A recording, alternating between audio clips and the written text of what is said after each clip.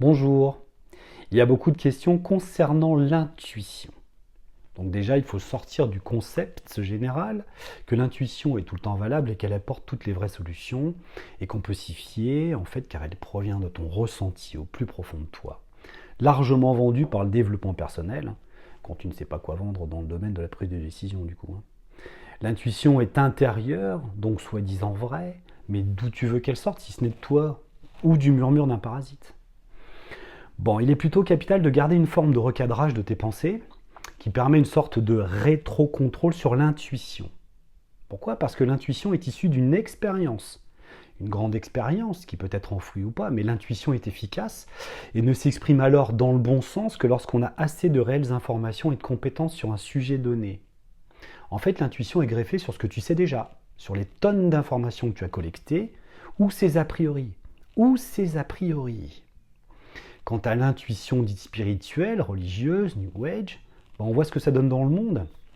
Elle est parasitée depuis longtemps, mais vu qu'elle est l'outil numéro un de la personne spirituelle, et que ça ne va pas en s'arrangeant du tout, tu ne te lasseras donc pas de regarder le monde continuer à s'étioler tranquillement. Bon, dans ce dernier domaine de l'intuition, tu ne peux pas confondre l'intuition dite ouverte, dans laquelle on accueille tout et n'importe quoi depuis ta sensibilité, tes attentes ouvrant avec son lot de parasitage des projections niées de toi-même, et donc à ne pas confondre du tout avec la capacité réelle de se brancher sur une information, mais ça s'entraîne pour aller chercher un branchement fermé, propre, sur un sujet, ou encore par vision à distance, qui est très pragmatique, structuré, et demande un entraînement exigeant et de la validation par la suite. Après, la question à se poser, c'est as-tu les outils pour analyser cette information et la rendre profitable et constructive?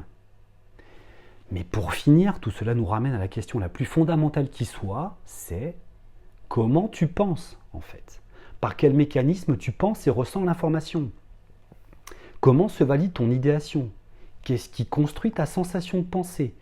C'est le plus important à connaître et dans ce domaine, il y a beaucoup à faire. Lorsque des informations extérieures sont validées en toi, ce n'est pas l'information à proprement parler que tu valides, mais c'est par le mécanisme de validation de la confiance en celui qui t'a donné les informations.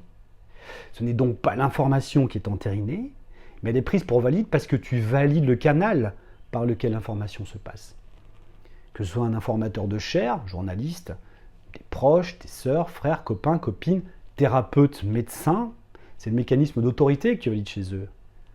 Déjà parce que tu es perdu et qu'ils semblent moins perdus que toi, et pour les copains copines par exemple qui argumentent depuis leur vécu, dont tu peux sentir l'émotion et la véracité de leur vécu, c'est cette force de persuasion que tu valides, qui te valide à croire l'information, même si elle est inutile et irréelle dans ton cas, fausse ou contre-productive. Tu vas te laisser prendre par le poids émotionnel et le poids de la projection de leur monde sur le tien. D'une manière moins incarnée, pour les plus vaporeux, croire un esprit désincarné parce que tu valides que c'est une chance pour toi que l'invisible t'aide, qu'on s'intéresse enfin à toi, ça te flatte. Dans tes manques affectifs, le plus souvent, qui te rendent vulnérable. Tu penses que c'est un guide spirituel ou autre, mais en fait, ce ne sont pas les informations qui sont validées, mais la confiance relative en l'informateur ou ce que tu crois. Ce que tu crois de l'informateur dans ton contexte émotionnel ou mental dans lequel tu es. On peut te raconter n'importe quoi. Nous avons une conscience autonoétique, c'est-à-dire que nous sommes conscients d'être conscients. Les animaux, non. Donc profitons-en pour regarder comment on prend l'information et par quelle préférence. Et le plus important vient de ta source, ton interlocuteur. Quelle est la validité de ton interlocuteur? Si c'est n'importe qui, tu valideras n'importe quoi. Et ensuite, tu vas te construire sur ça.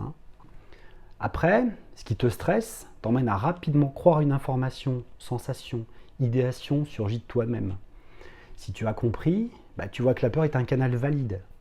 Alors tu valides l'information qui vient de ce canal. Change ça, regarde quels sont tes repères et change-les, et tu intégreras bientôt des informations qui jusqu'à maintenant n'étaient pas dans tes préférences, pas dans tes habitudes ou tes références, et pourtant tellement importantes pour toi, pour ta construction réelle.